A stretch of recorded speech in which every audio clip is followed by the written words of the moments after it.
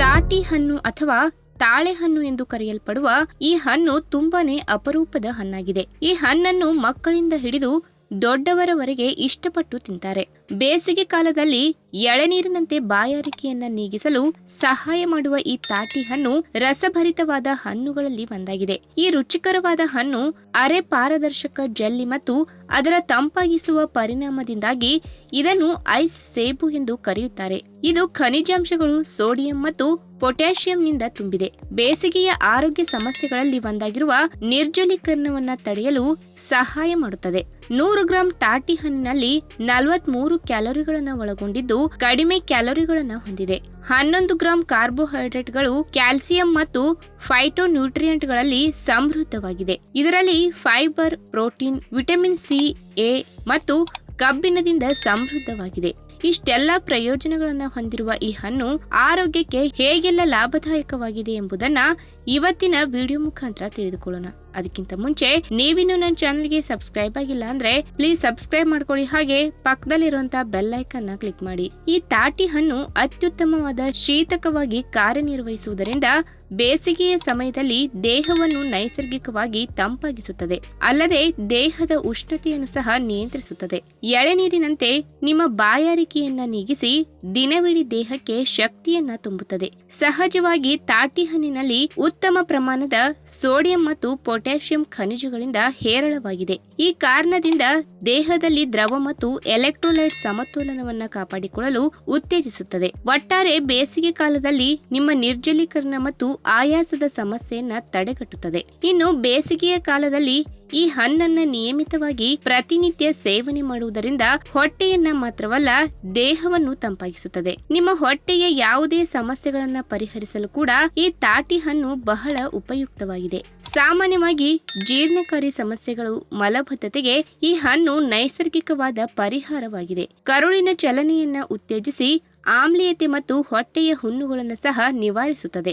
ಗರ್ಭಿಣಿಯರು ಕೂಡ ತಮ್ಮ ಗರ್ಭಾವಸ್ಥೆಯಲ್ಲಿ ತಾಟಿ ಹಣ್ಣನ್ನ ಸೇವನೆ ಮಾಡಬಹುದು. ಇದು ವಾಕರಿಕೆಯನ್ನ ತಡೆಯುವಲ್ಲಿ ಸಹಾಯ ಮಾಡುತ್ತದೆ. ಇನ್ನು ಈ ಹಣ್ಣಿನಲ್ಲಿ ನೀರಿನ ಉಪಸ್ಥಿತಿ ಇರುವುದರಿಂದ ನೀವು ನಿಸ್ಸಂದೇಹವಾಗಿ ನಿಮ್ಮ ಡಯಟ್ ಚಾರ್ಟ್ ನಲ್ಲಿ ಸೇರಿಸಬಹುದು. ಇದು ದೇಹದ ತೂಕವನ್ನ ಪರಿಣಾಮಕಾರಿಯಾಗಿ ಕಡಿಮೆ ಮಾಡಲು ಸಹಾಯ ಮಾಡುತ್ತದೆ. ದೀರ್ಘಕಾಲದವರೆಗೆ ನಿಮ್ಮ ಹೊಟ್ಟೆಯನ್ನ ತುಂಬಿಸಿ ಹಸಿವಿನ ಕಡುಬಯಕೆಯನ್ನ ನಿಯಂತ್ರಿಸುತ್ತದೆ. ಆದರೆ ವಿಪರೀತವಾಗಿ ಸೇವನೆ ಮಾಡುವುದನ್ನ ತಪ್ಪಿಸಿ ದಿನಕ್ಕೆ 3 ರಿಂದ 4 ಹಣ್ಣುಗಳನ್ನ ನೀವು ತಿನ್ನಬಹುದು.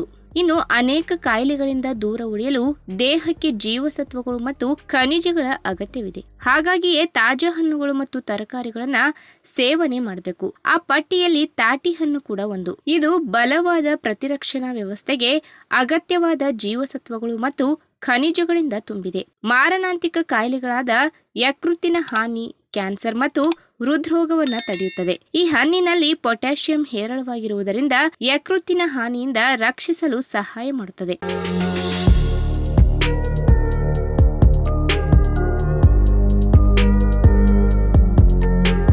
ಹಣ್ಣುಗಳಲ್ಲಿ ಹಲವಾರು ವಿಧದ ಹಣ್ಣುಗಳು ನಮಗೆ ಋತುವಿಗೆ ಅನುಗುಣವಾಗಿ ಲಭ್ಯವಾಗುವುದು. ಅದರಲ್ಲೂ ಬೇಸಿಗೆ ಕಾಲದಲ್ಲಿ ನೀರಿನಂಶ ಅಧಿಕವಾಗಿ ಇರುವ ಕೆಲವು ಹಣ್ಣುಗಳ ಸೇವನೆಯು ಆರೋಗ್ಯಕ್ಕೆ ತುಂಬಾನೇ ಒಳ್ಳೆಯದು. ಇಂತಹ ಒಂದು ಹಣ್ಣೆಂದರೆ ಅದು ಕಲ್ಲಂಗಡಿ ಹಣ್ಣು. ಕಲ್ಲಂಗಡಿ ಹಣ್ಣಿನಲ್ಲಿ 92% ನೀರಿನಂಶವಿದ್ದು ಇದು ದೇಹವನ್ನ ಹೈಡ್ರೇಟ್ ಆಗಿಡುವುದು.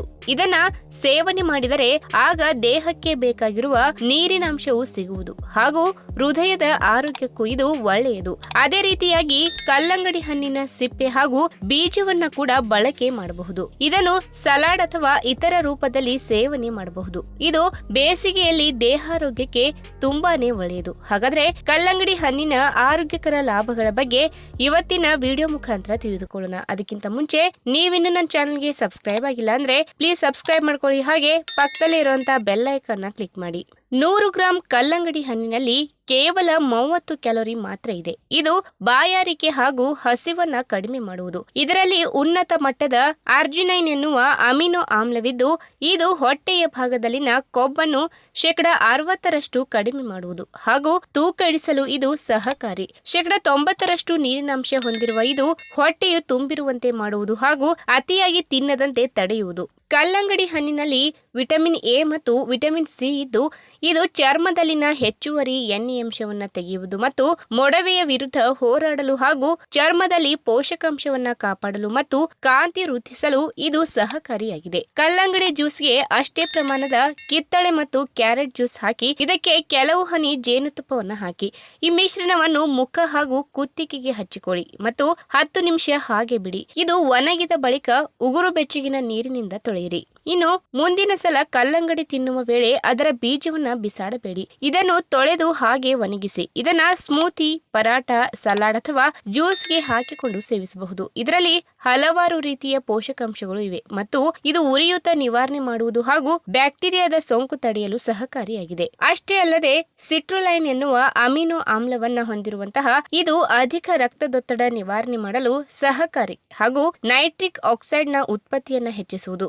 ರಕ್ತದೊತ್ತಡವನ್ನ ಸಮತೋಲನದಲ್ಲಿಡಲು ಇದು ಸಹಕಾರಿಯಾಗಿದೆ. ಇನ್ನು ಮೂತ್ರಕೋಶದ ಉರಿಯೂತ ಸಮಸ್ಯೆಯನ್ನ ಹೊಂದಿದ್ದರೆ ಆಗ ಕಲ್ಲಂಗಡಿ ಬೀಜ ಸೇವನೆಯು ತುಂಬಾ ಸಹಕಾರಿಯಾಗಿರುವುದು. ಇದರಲ್ಲಿ ಆಂಟಿ ಆಕ್ಸಿಡೆಂಟ್ ಮತ್ತು ಉರಿಯೂತ ಶಮನಕಾರಿ ಗುಣಗಳು ಇವೆ. ಮೂತ್ರಕೋಶದ ಉರಿಯೂತದ ಸಮಸ್ಯೆಯನ್ನ ಇದು ನಿವಾರಣೆ ಮಾಡುವುದು. ಅಷ್ಟೇ ಅಲ್ಲದೆ ಕಲ್ಲಂಗಡಿ ಬೀಜ ಹಾಗೂ ತಿರುಳಿನಂತೆ ಅದರ ಸಿಪ್ಪೆಯು ಹಲವಾರು ರೀತಿಯ ಪೋಷಕಾಂಶಗಳನ್ನು ಹೊಂದಿದೆ. ಇದರ ಸಿಪ್ಪೆಯಲ್ಲಿ ನೀರಿನಾಂಶವು ಹೆಚ್ಚಾಗಿದ್ದು ಮಾಯಿಶ್ಚರೈಸ್ ಗುಣ ಹೊಂದಿದೆ ಮತ್ತು ಚರ್ಮಕ್ಕೆ ನೈಸರ್ಗಿಕ ಕ್ಲೆನ್ಸರ್ ಆಗಿ ಕೆಲಸ ಮಾಡುವುದು. ಇದರಲ್ಲಿ ನಾರಿನಾಂಶ, ಆಂಟಿ ಆಕ್ಸಿಡೆಂಟ್ ಮತ್ತು ಫಾಲಿಫೆನಾಲ್ ಅಂಶವು ಆರೋಗ್ಯಕ್ಕೆ ತುಂಬಾನೇ ಲಾಭಕಾರಿಯಾಗಿದೆ.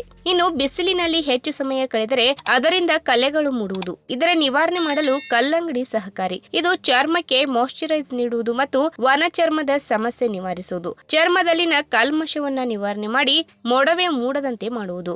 ಇನ್ನು ಅಧಿಕ ನಾರಿನಾಂಶ ಹೊಂದಿರುವಂತಹ ಕಲ್ಲಂಗಡಿ ಹಣ್ಣಿನ ಸಿಪ್ಪೆಯು ತೂಕ ಇಳಿಸಲು ಸಹಕಾರಿಯಾಗಿದೆ. ಇದರಲ್ಲಿನ ಬಿಳಿ ಭಾಗವನ್ನ ಹಾಗೆ ಬಿಸಾಕದೆ ಸಲಾಡ್ ಹಾಗೂ ಖಾದ್ಯಗಳಿಗೆ ಬಳಕೆ ಮಾಡಬಹುದು. ಇನ್ನು ಕೆಲವು ಗಮನಿಸಬೇಕಾದ ಅಂಶಗಳು ಎಂದರೆ ಕಲ್ಲಂಗಡಿ ಹಣ್ಣಿನಲ್ಲಿ ಇರುವಂತಹ ಲಾಭಗಳನ್ನ ತಿಳಿದುಕೊಂಡು ಅದನ್ನು ನೀವು ಈಗ ಬಳಸಲು ಬಯಸಬಹುದು. ಆದರೆ ಅದಕ್ಕೆ ಮೊದಲು ಕೆಲವು ಅಂಶಗಳನ್ನ ಗಮನದಲ್ಲಿ ಇಡಬೇಕು. ಹಗಲಿನಲ್ಲಿ ನೀವು ಯಾವುದೇ ಸಮಯದಲ್ಲೂ ಇದನ್ನ ಸೇವನೆ ಮಾಡಬಹುದು, ಆದರೆ ರಾತ್ರಿ ತಿನ್ನಬಾರದು. ಇದರಲ್ಲಿ ಸಕ್ಕರೆ ಹಾಗೂ ನಾರಿನಾಂಶವು ಇರುವ ಕಾರಣದಿಂದಾಗಿ ಹೊಟ್ಟೆ ತುಂಬಿದಂತೆ ಮಾಡುವುದು ಹಾಗೂ ಬಯಕೆ ಕಡಿಮೆ ಮಾಡುವುದು. ರಾತ್ರಿ ತಿಂದರೆ ಅದರಿಂದ ಆಸಿಡಿಟಿ ಉಂಟಾಗಬಹುದು ಮತ್ತು ಇತರ ಸಮಸ್ಯೆಗಳು ಕಾಡಬಹುದು.